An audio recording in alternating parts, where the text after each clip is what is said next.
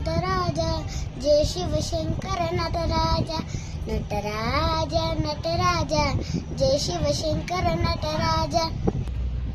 Hi friend, నేను మీ జ్ఞానిని. ఈరోజు మనం చిదంబర రహస్యం గురించి తెలుసుకుందాం. ఈరోజు మనం తెలుసుకోబోయే కథ పరమశివుని ఆధ్యాత్మిక తాండవం నెలకొన్న పవిత్ర క్షేత్రం చిదంబరం ఆలయం గురించి. ఇది కేవలం ఆలయం కాదు, ఇది ఆకాశతత్వాన్ని ప్రతిబింబించే శివుని ఆనంద తాండవం ఆవిర్భవించిన దివ్యస్థలం.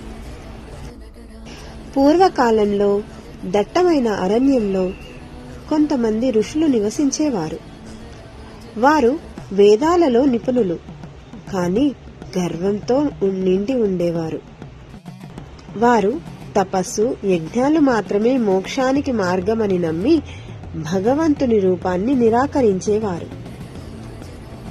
ఈ అహంకారాన్ని తొలగించడానికి శివుడు భిక్షాటన రూపంలో అటుగా వచ్చాడు. అతని వెంట విష్ణువు మోహిని రూపంలో వచ్చాడు. భిక్షాటనుడి అందానికి ఋషుల భార్యలు ఆకర్షితులయ్యారు. ఇది చూసిన ఋషులు కోపంతో తమ తంత్రశక్తులతో శాపాలు ప్రయోగించారు. మొదట వారు పులిని సృష్టించారు. శివుడు దాన్ని సంహరించి దాని చర్మాన్ని ధరించాడు. తర్వాత సర్పాన్ని పంపారు. శివుడు దాన్ని అలంకారంగా ధరించాడు. చివరికి వారు పంపిన ముయలకన్ రాక్షసుడిని శివుడు తన కాలి కింద నలిపాడు. అంతటితో ఆగకుండా శివుడు ఆనంద తాండవం ప్రారంభించాడు. అది కేవలం నాట్యం కాదు, అది ఆత్మజ్ఞానానికి, అహంభావ వినాశనానికి చిహ్నం. ఈ తాండవం జరిగిన స్థలం చిదంబరం. కథ విన్నారు కదా, గుళ్ళోని వింతలు విశేషాలు తెలుసుకున్నాం. అసలు చిదంబర రహస్యం అంటే ఏమిటి? నటరాజస్వామి ఆలయానికి ఆకాశానికి ఉన్న లింక్ ఏంటో తెలుసా? చిదంబరం నటరాజస్వామి ఆలయంలో మనం నమ్మలేని రహస్యాలు, వింతలు, విశేషాలు ఎన్నో ఉన్నాయి. అంతేకాదు, పరమేశ్వరుడు నటరాజ రూపంలో దర్శనమిచ్చే ఏకైక దేవాలయం ఇదొక్కటి. పంచభూతాలలో ఒకటైన ఆకాశతత్వానికి ఈ ఆలయం ప్రతీకగా పరిగణిస్తారు. మన దేశంలో ఎన్నో చారిత్రాత్మకమైన పురాతన ఆలయాలు ఉన్నాయి. కొన్ని వేల సంవత్సరాల క్రితం నిర్మించిన దేవాలయాల్లో కొన్ని ఇప్పటికీ చెక్కు చెదరకుండా ఉన్నాయి. అందులోనూ దక్షిణ భారతంలో ఉండే ఆలయాలకు అత్యద్భుతమైన ప్రత్యేకతలున్నాయి. అంతేకాదు, చాలా దేవాలయాల్లో ఇప్పటికీ కొన్ని విషయాలు మిస్టరీగానే మిగిలిపోయాయి.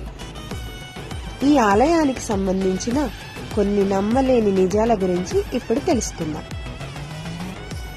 తమిళనాడు రాష్ట్రంలోని కడలూరు జిల్లాలో ఉండే చిదంబరం పేరు చెప్పగానే ప్రతి ఒక్కరికి టక్కున గుర్తొచ్చే పేరు నటరాజస్వామి ఆలయం. చిదంబరం అంటే ఆకాశలింగం అని అర్థం. ఈ దేవాలయంలో మహాశివుడు నటరాజస్వామి రూపంలో దర్శనమిస్తాడు. పంచభూతాలంటే భూమి, ఆకాశం, గాలి, నీరు, అగ్ని అన్న విషయం మనందరికీ తెలిసిందే. వీటిలో ఆకాశానికి ప్రతీకగా చిదంబరాన్ని పరిగణిస్తారు. శ్రీకాళహస్తిని వాయువుకు ప్రతీకగా, కంచిలోని ఏకాంబరేశ్వరుడిని భూమికి ప్రతీకగా చెబుతారు. మరో విచిత్రం ఏంటంటే, ఈ మూడు దేవాలయాలు ఒకే రేఖాంశం మీద ఉంటాయి. శాస్త్రీయ పరంగా 79 డిగ్రీల 41 నిమిషాల రేఖాంశం ఉన్నట్లు నిర్ధారణ అయింది. ఈ ఆశ్చర్యకరమైన వాస్తవాన్ని శాస్త్రవేత్తలు కూడా ధృవీకరించారు. ఈ ఆలయంలోని గర్భాలయంలో వెనక భాగంలో ఓ చక్రం ఉంటుంది. దానికి ముందు భాగంలో బంగారు బిల్వపత్రాలు వేలాడుతూ కనిపిస్తాయి. అయితే వీటిని భక్తులకు కనబడకుండా ఓ తెరను అడ్డుగా ఉంచుతారు అక్కడి పూజారులు. అయితే ప్రత్యేకమైన సందర్భాల్లో మాత్రం భక్తులకు ఆ తెర తీసేసి చూపిస్తారు. ఈ ప్రదేశాన్ని శివోహం భవ అంటారు. శివ అంటే దైవం, అహం అంటే మనం. మన మనసు దైవంలో ఐక్యమయ్యే ప్రదేశమని అర్థం. ఏ రూపం లేకుండా అజ్ఞానాన్ని తొలగించుకుంటూ దైవ సన్నిధి అనుభూతి చెందడమే ఈ పుణ్యక్షేత్రం ప్రాశస్తం. అదే చిదంబర రహస్యమని పండితులు చెబుతారు.